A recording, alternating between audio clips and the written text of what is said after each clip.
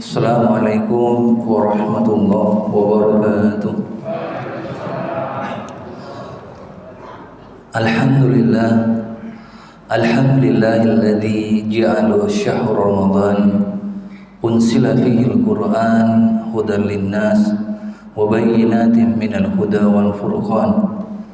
Wa asyhadu an la ilaha illallah wahdahu la syarika lah wa asyhadu anna Muhammadan abduhu wa rasuluh la nabiyya wa rasulah ba'dah. Allahumma salli wa sallim wa barik ala sayyidina wa habibina wa syafi'ina wa qaidina wa maulana Muhammadin wa ala alihi wa ashabihi wa man tabi'ahum bi ihsanin ila yaumiddin. Subhanaka la ilma lana illa ma 'allamtana innaka antal alimul hakim. Ar-Rahman 'allamal Qur'an, khalaqal insan 'allamahul bayan. Rabbi zidni 'ilma. Allahumma anfa'na bima 'allamtana wa 'allimna ma yanfa'una. Rabbi shrah li sadri wa yassir li amri wa hlul 'uqdatam min lisani yafqahu qawli. Amma ba'du. Jamaah rahimakumullah, puji syukur kepada Allah Subhanahu wa taala di mana kesempatan subuh yang penuh barokah ini Allah masih pilihan kita menjadi hamba-hambanya yang terpilih untuk bisa melaksanakan ibadah sholat subuh berjamaah. Karena tidak sedikit di antara saudara-saudara kita yang lebih memilih untuk mengikuti hawa nafsunya, melanjutkan tidur panjangnya, merajut mimpi-mimpinya. Namun bersyukur kita semua Allah masih pilihkan untuk bisa melakukan ketaatan di pagi hari ini. Mengawali pagi hari ini dengan beribadah kepada Allah Subhanahu wa taala, yang semoga dengan ini juga Allah nanti akan akhirkan hidup kita juga dalam keadaan beribadah, yang dengannya Allah juga akan berikan kita husnul khatimah. Amin Allahumma amin.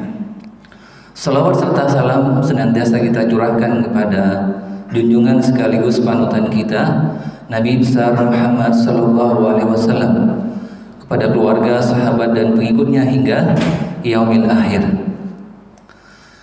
Jemaah rahimakumullah, sungguh luar biasa dan sungguh banyak nikmat yang telah Allah berikan kepada kita. Yang nikmat itu lebih banyak yang tidak kita pinta, malah yang Allah berikan begitu banyak kepada kita daripada yang kita pinta. Sehingga apabila kita ingin menghitung nikmat Allah, maka kata Allah kita tidak akan pernah mampu menghitungnya. Wa in ta'uddu ni'matallahi la tuhsuha.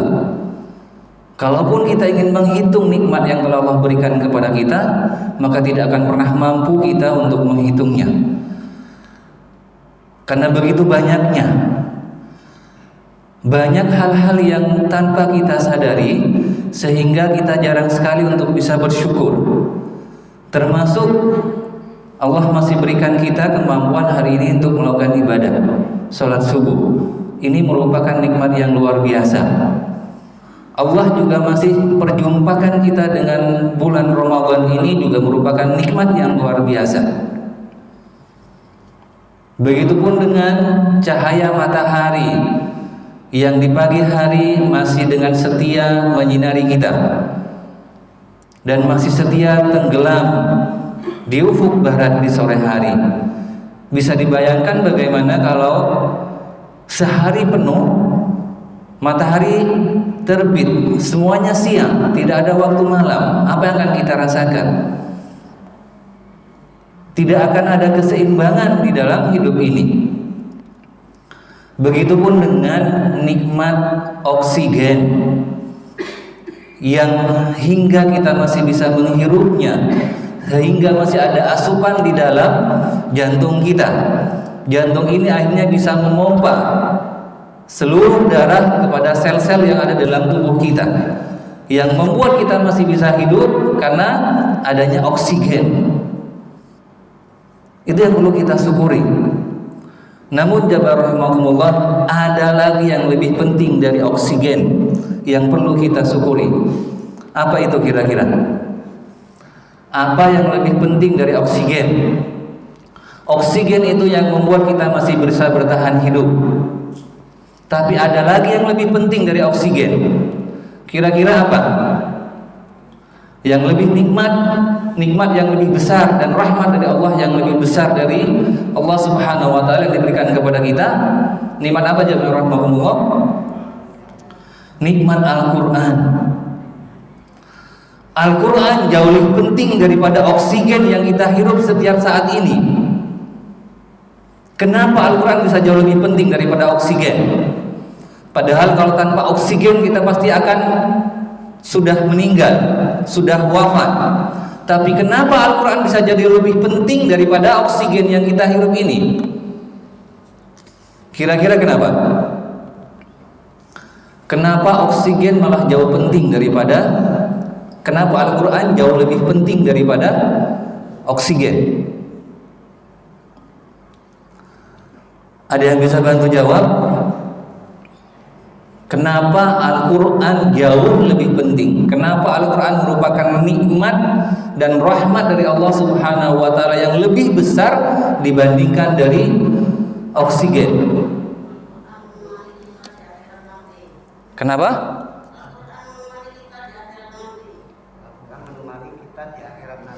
Baik, Al-Quran menemani kita di akhirat nanti. Kan kita masih di dunia. Ayo, saya kasih hadiah. Yang bisa jawab saya kasih hadiah.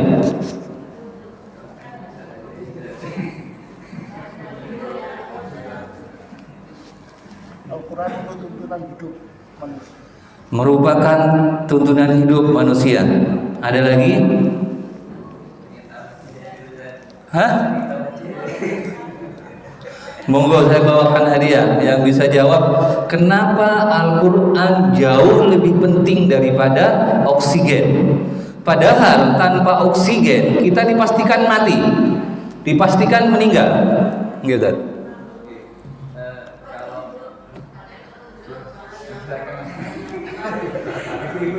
Nggih, Bu, monggo.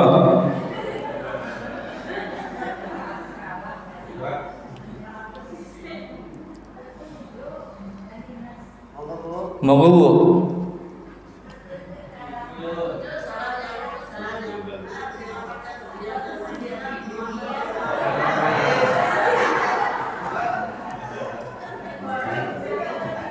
Nggih, boleh kasihkan ke Ibu.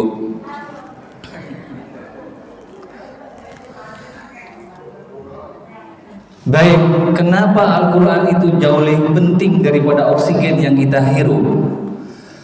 Al-Quran yang membimbing hidup kita, Al-Quran yang memberikan cahaya dalam kehidupan kita, Al-Quran yang menjadikan hidup kita jauh lebih terarah.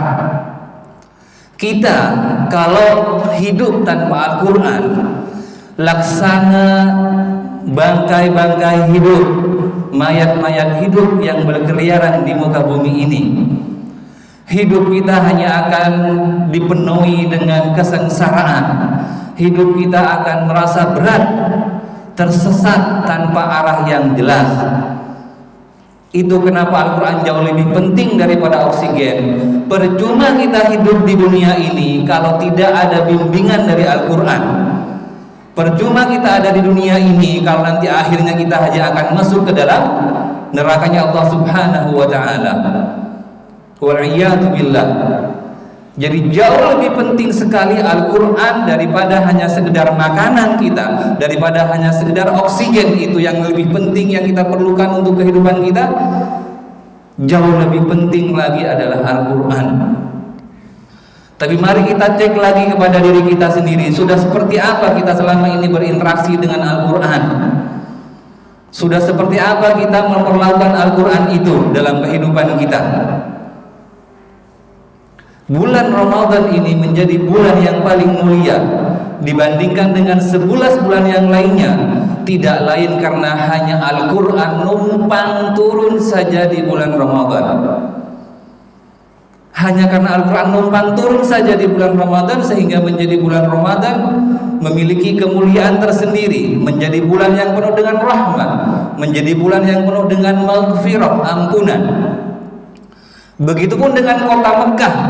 Kota Mekah menjadi kota yang mulia, menjadi kota yang dirahmati oleh Allah, menjadi kiblat seluruh umat manusia, tidak lain karena Al-Quran numpang turun di kota Mekah.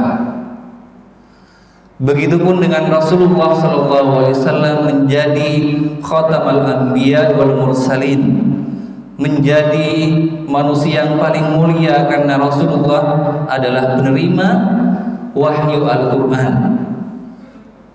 Begitupun juga dengan masjid ini, karpet ini, tidak ada yang berani menginjakkan sepatu atau sandalnya di karpet ini. Karena apa? Karena ada Al-Quran dibacakan di dalam sini. Walaupun karpet ini tidak sebagus dengan karpet yang ada di hotel bintang 5, tapi tidak ada satupun jemaah yang berani menginjakkan kakinya, sandalnya di karpet ini. Tidak lain karena ada Al-Quran di dalamnya, karena ada Al-Quran yang kita bacakan setiap saat di dalam ruangan sini. Jadi yang membedakan kita, yang menjadikan segala sesuatu itu dengan yang lain, tidak lain karena Al-Quran. Kullu syai' yardabit bil Quran yasbah azim. Segala sesuatu yang terkait dengan Al-Quran, maka itu akan menjadi agung dan mulia. Bagaimana diri kita saat ini? Kalau Al-Quran itu ada di dalam dada kita, kalau setiap waktu kita senantiasa berinteraksi dengan Al-Quran, kalau awal pagi kita mulai dengan membaca Al-Quran, malam hari kita tutup dengan tilawah Al-Quran, maka kita pun akan menjadi umat terbaik. Itu pun yang Allah janjikan kepada kita. Summa awrasnal kitab alladhina astafaina min ibadina. Kemudian kami mewariskan Al-Quran itu kepada hamba-hambaku yang terpilih. Jadi Allah sudah memilih kita untuk menjadi hambanya yang paling baik. Kita memang sudah dipilih oleh Allah untuk menjadi yang terbaik, tapi dengan satu catatan, harus ada Al-Quran di dalam dada kita. Syarat utama untuk kita menjadi umat terbaik, manusia pilihan, tidak lepas dari Al-Quran. Karena yang menjadikan segala sesuatu itu mulia hanyalah Al-Quran. Rasulullah SAW juga bersabda, "Abshiru fa inna hadzal Qur'ana sababun tarafuhu bi yadillahi wa tarafuhu bi aydihim fatamassaku bihi fa innakum lam tadillu wa lan tahliku ba'dahu abadan." Rasulullah SAW bersabda, berikan kabar gembira kepada mereka, karena sesungguhnya Al-Quran itu, ujung Al-Quran itu ada di tangan Allah Subhanahu wa ta'ala, dan ujung yang lainnya ada di tangan kita semuanya. Kira-kira apa maknanya? Ujung dari Al-Quran itu ada di tangan Allah Subhanahu wa ta'ala, dan ujung yang lain itu adalah di tangan kita. Kira-kira apa maknanya?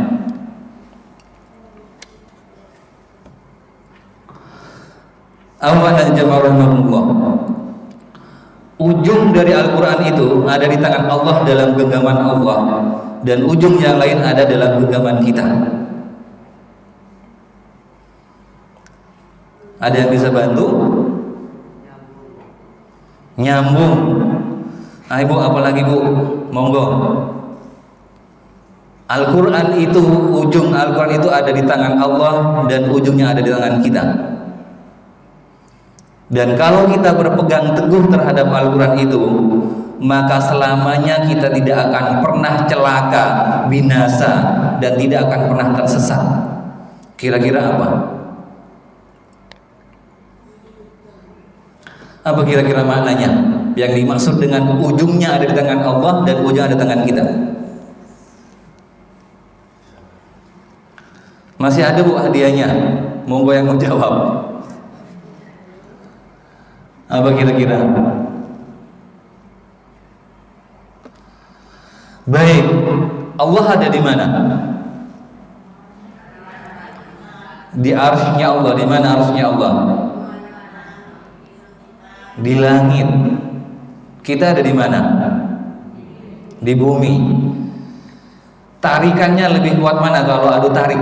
Kalau tarik tambang kalau mana? Lebih kuat Allah apa tarikan kita? Lebih kuat tarikan Allah. Apa maknanya? Kalau ujung talinya ada di Allah dan ujung ada di kita, yang menarik Allah dan Allah ada di atas dan kita ada di bumi, dan tarikannya itu lebih kuat tarikan Allah, apa maknanya? Karena ujungnya ada di tangan Allah Subhanahu wa ta'ala, dan Allah ada di tempat yang paling tinggi dan kita ada di bumi yang paling rendah, paling hina. Di saat kita masih berpegang teguh pada tali itu, maka diri kita akan terangkat dalam posisi yang paling tinggi juga. Itu maknanya kenapa tarafuhu biyadillah wa tarafuhu biaidikum. Kalau kita berpegang teguh kepada Al-Quran yang tali ujungnya ada di tangan Allah yang paling tinggi, maka derajat kita akan diangkat oleh Allah kepada posisi yang lebih tinggi lagi. Itulah maknanya. Dan Allah sudah berjanji kepada kita, barang siapa yang berpegang teguh terhadap Al-Quran, maka selamanya kita tidak akan pernah celaka dan binasa, dan tidak akan pernah tersesat selama-lamanya. Maka mari kita cek kalau hidup kita masih sering kali merasa bingung, merasa bimbang, merasa berat sekali hidup kita, jangan-jangan kita salah dalam mengacu, mencarikan pedomannya, mencari petunjuknya. Kita itu kadang sering aneh, Bapak Ibu jamaah rahimakumullah. Kita pasti sudah sangat yakin bahwa zalikal kitabu la raiba fihi hudal lil muttaqin. Kita sudah percaya bahwa Al-Quran itu adalah petunjuk hidup kita, guidance hidup kita, the way of life kita. Kita sudah sangat meyakini itu. Tapi seringkali kita keliru di dalam mengambil petunjuk-petunjuk dalam kehidupan kita. Ini yang biasa terjadi pada kita.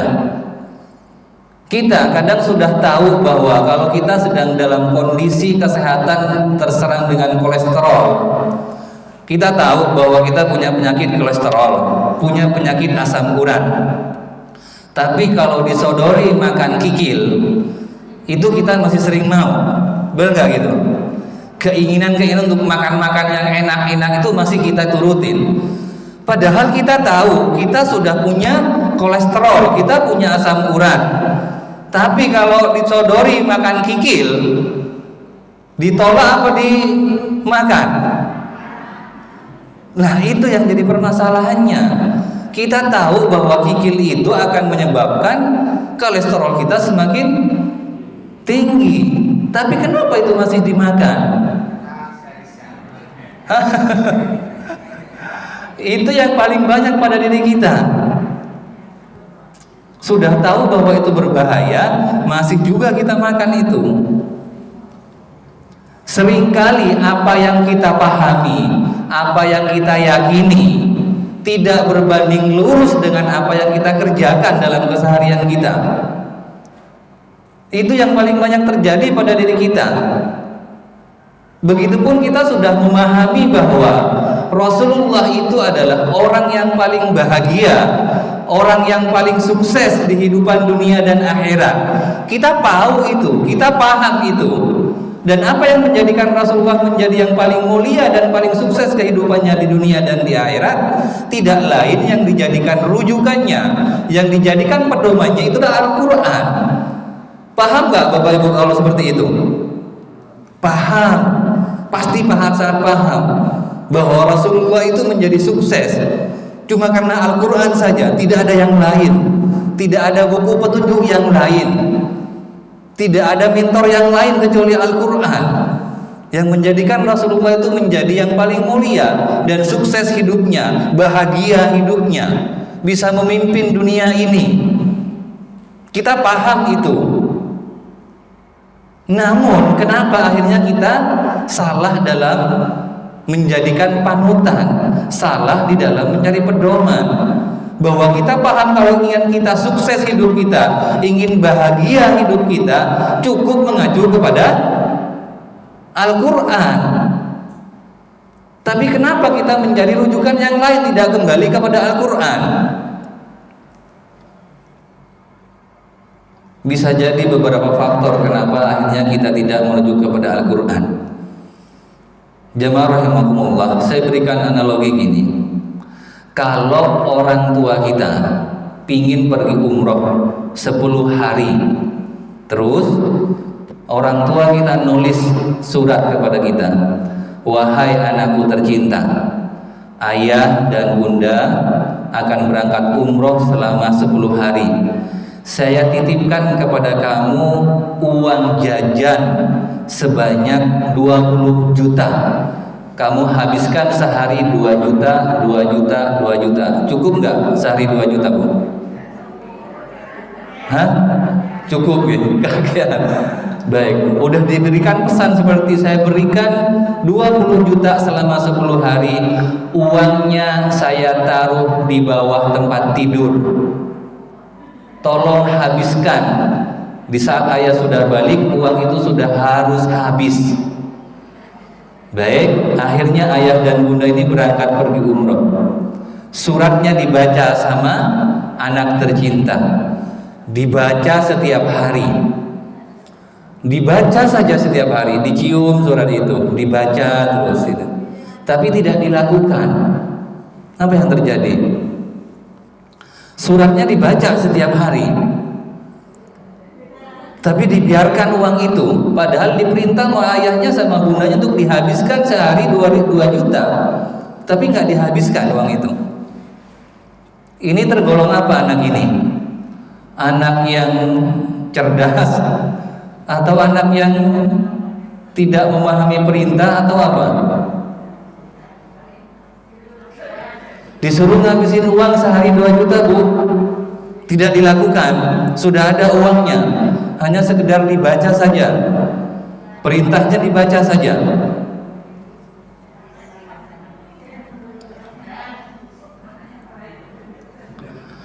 Inilah kebanyakan yang terjadi pada kita saat ini.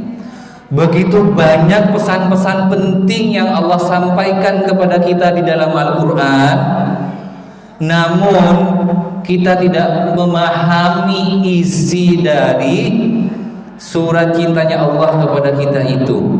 Al-Quran itu adalah kalamullah, Al-Quran itu adalah firman-Nya Allah. Banyak sekali pedoman-pedoman hidup, petunjuk-petunjuk hidup dalam diri kita.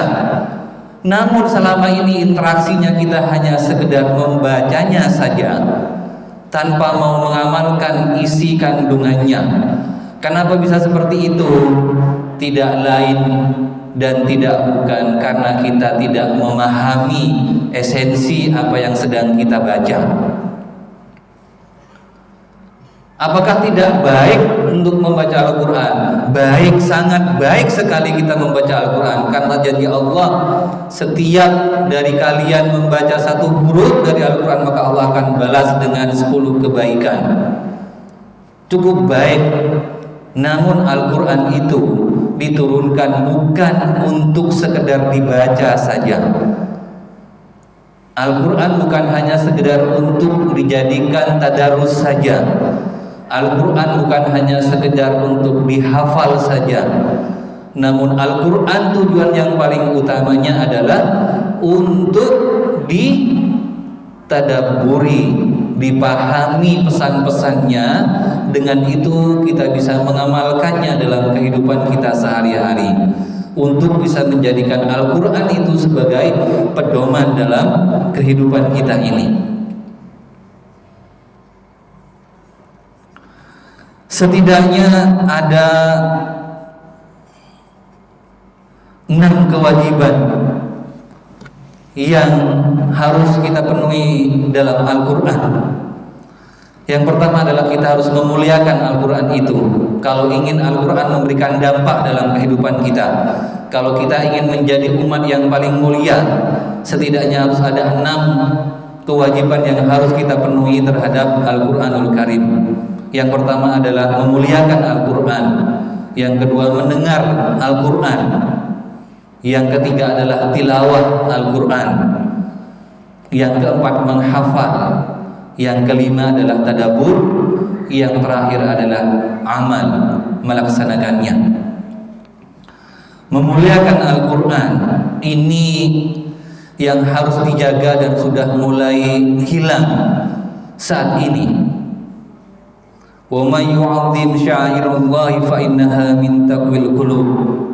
Dan barang siapa yang mengagungkan syiar-syiar Allah, maka sesungguhnya hal itu timbul dari ketakwaan hati.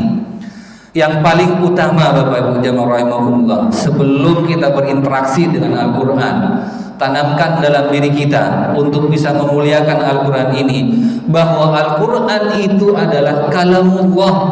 Al-Quran itu adalah perkataan Allah Subhanahu wa ta'ala.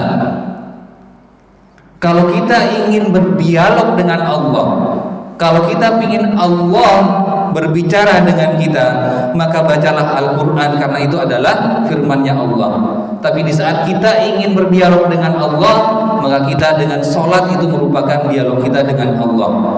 Dan yang paling penting adalah di saat kita tanamkan dalam hati kita bahwa Al-Quran itu adalah kalamullah, maka kita harus mengagungkan dan memuliakannya.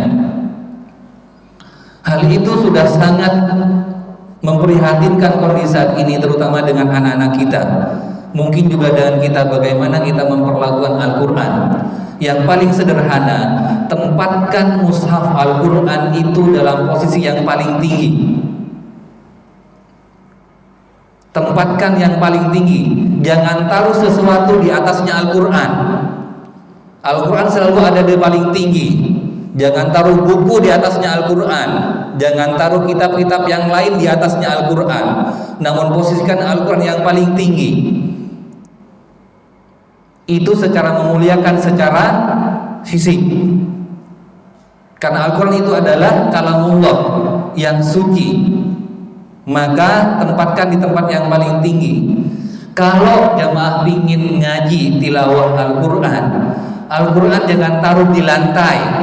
Jangan sejajarkan Al-Quran itu dengan kaki kita. Al-Quran itu kalamullah. Muliakan Al-Quran. Posisikan Al-Quran itu paling tinggi.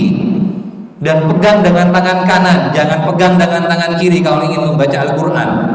Kalau ingin Al-Quran memberikan dampak dalam tubuh kita, muliakan Al-Quran. Kalau ingin bertilawah Al-Quran, minimal cari tempat yang paling baik. Cari waktu prime time, jangan waktu-waktu sisa. Muliakan Al-Quran itu.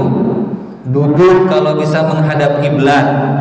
Duduknya seperti tasyahud akhir kalau bisa. Duduk tilawah. Itu jauh lebih baik. Jangan taruh Al-Quran di lantai. Apalagi duduknya sambil metingkrang. Baca Al-Quran, Al-Qurannya taruh di lantai, duduknya selonjoran lagi. Tidak sopan Bapak Ibu jamaah rahimakumullah. Tidak ada adab kita terhadap Al-Quran. Muliakan Al-Quran. Itu yang pertama. Yang kedua adalah mendengar Al-Quran. Wa idza quri'al Qur'an fastami'u lahu wa ansitu la'allakum turhamun. Kalau ada Al-Quran sedang diperdengarkan, ada orang tilawah, dengarkan dengan baik-baik. Jangan disambi dengan hal-hal yang lain. Mending tidak usah didengarkan. Yang banyak itu malah kebalik sekarang. Nyetel murotal ditinggal tidur. Siapa yang seperti itu? Nyetel murotal ditinggal tidur. Suruh ngaji tapi kita tinggal tidur ngorok. Ya baik daripada sambil dengerin musik. sambil dengar yang lain. Tapi lebih baik lagi kalau kita benar-benar mendengarkan itu. Tanamkan dalam diri kita yang sedang dibacakan itu adalah kalamullah. Firman-Nya Allah yang menciptakan kita, yang memberikan kita rezeki, yang memberikan kita kehidupan ini adalah Allah. Dan itu adalah firman Allah. Kenapa kita mengabaikan itu semua? Dan sekarang sudah lebih mudah untuk bisa mendengarkan Al-Quran. Tinggal setel handphone aja sudah banyak. Tapi tolong kalau mendengarkan Al-Quran didengarkan baik-baik. Itu adalah bagian dari adab kita. Dan kalau ingin mendapatkan rahmat, la'allakum turhamun, maka tidak ada lain harus mendengar. Istami itu beda dengan sami. Mendengar itu beda. Kalau mendengar itu hanya, kalau sami itu hanya mendengar yang lewat angin lalu saja. Kalau istami itu adalah mendengarkan dengan seksama. Itu berbeda antara sami dengan istami. Mendengarkan dengan seksama. Kalau ingin mendapatkan rahmat Al-Quran, maka harus mendengarkan dengan seksama. Jangan diabaikan. Baik, yang ketiga adalah yang harus kita penuhi, kewajiban kita lakukan adalah bertilawah Al-Quran. Alladzina atainahumul kitaba yatlunahu haqqa tilawati ulaika yu'minuna bih. Orang-orang yang telah kami berikan Alkitab kepadanya, mereka membacakan dengan bacaan yang sebenarnya. Mereka itu beriman kepadanya. Jadi kata Al-Quran di sini, siapa orang yang beriman? Siapa orang yang beriman kepada Al-Quran? Adalah mereka yang membaca dengan hak. Seperti apa membaca yang hak itu? Bu, seperti apa membaca yang hak itu? Sudah berimankah kita kepada Al-Quran? Sudah belum? Sudah. Apa buktinya, Bu? Kalau beriman pada Al-Quran? Apa, Pak? Buktinya kalau kita sudah beriman pada Al-Quran itu apa? Membaca, apalagi? Yakin bahwa Al-Quran dari Allah. Menghayati, apalagi? Beneran menghayati, Bu?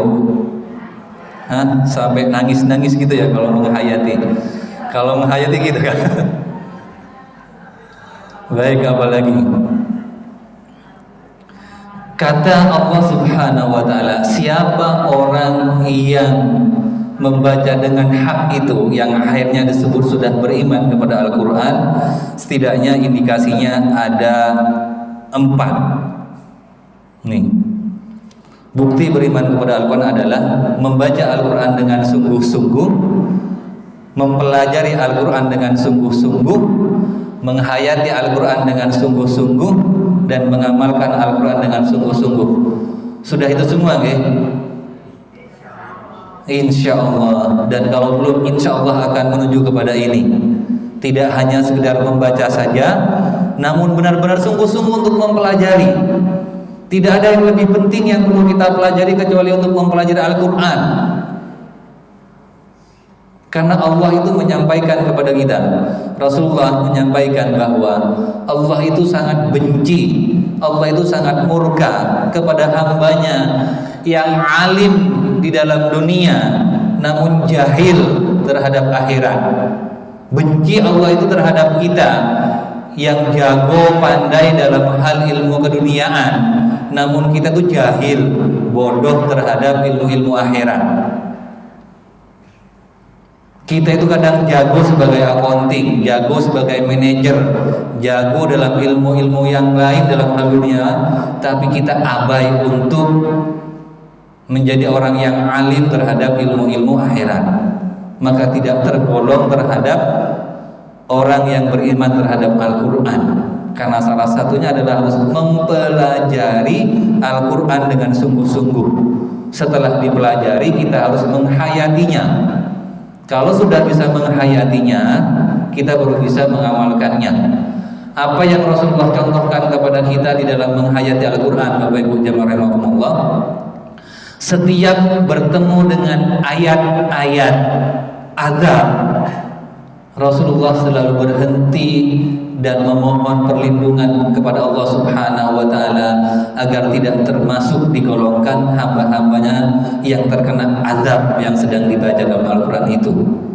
Dan apabila bertemu dengan ayat-ayat surga, ayat-ayat memberikan kabar-kabar gembira, Rasulullah pun juga berhenti sejenak dan bermohon kepada Allah, berdoa agar digolongkan termasuk hamba-hambanya yang mendapatkan nikmat-nikmat itu.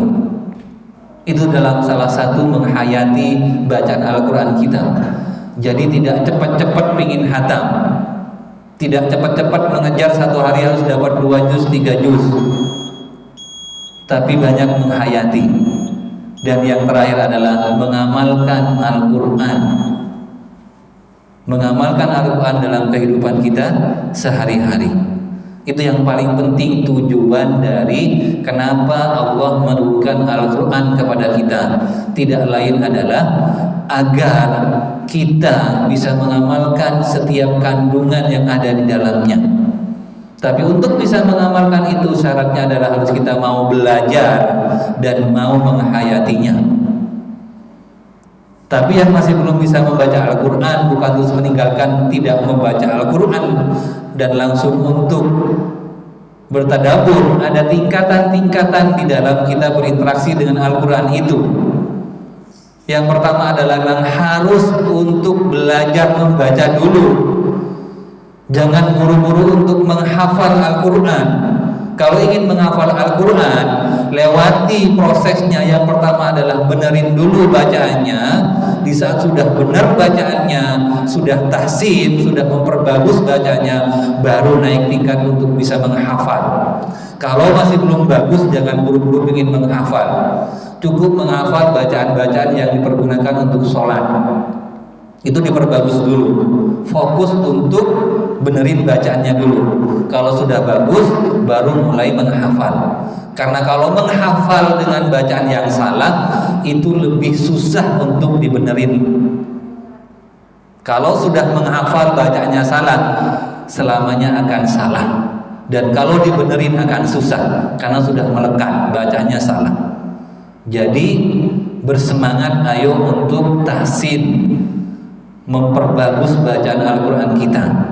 Dan buat yang masih baru belajar, belum bisa membaca sama sekali, jangan bersedih hati, malah lebih baik, Pak. Yang belum bisa baca Al-Quran sama sekali dan ada niatan untuk belajar, untuk ngaji, itu malah jauh lebih baik daripada yang sudah bisa baca Al-Quran. Kok bisa jauh lebih baik? Yang belum bisa baca sama sekali dan pingin belajar Al-Quran dan benar-benar pingin belajar dan merasa berat untuk belajar tapi dipaksa untuk terus belajar, itu jauh lebih baik daripada yang sudah bisa baca Al-Quran. Kenapa? Karena kata Rasulullah SAW, orang yang ingin belajar Al-Quran dan bacanya masih terbata-bata, maka dia akan mendapatkan 2 kebaikan. Kalau yang sudah bisa baca, sekedar baca saja dapat 1 kebaikan, dan yang baru belajar akan dapat 2.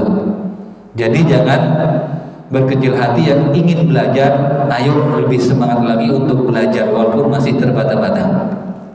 Oke? Jadi mungkin itu yang bisa kami sampaikan di kesempatan pagi hari ini. Semoga Allah Subhanahu wa taala menggolongkan kita sebagai hamba-hambanya yang dirahmati dengan Al-Quran. Allah penuhi dada-dada kita penuh dengan Al-Quran. Allah jadikan Al-Quran penuntun hidup kita, cahaya hidup kita. Dan Allah mampukan kita untuk senantiasa bertilawah Al-Quran di siang hari dan di malam hari. Dan semoga dengan ini pula Allah jadikan kita hambanya yang dimudahkan untuk menapiki jalan untuk menuju surganya Allah Subhanahu wa ta'ala. Amin Allahumma amin. Saya cukupkan sampai di sini. Barakallahu li wa lakum. Alhamdulillahirabbil alamin. Subhanakallahumma wa bihamdika asyhadu an la ilaha illa anta astaghfiruka wa atubu ilaik. Assalamualaikum warahmatullahi wabarakatuh.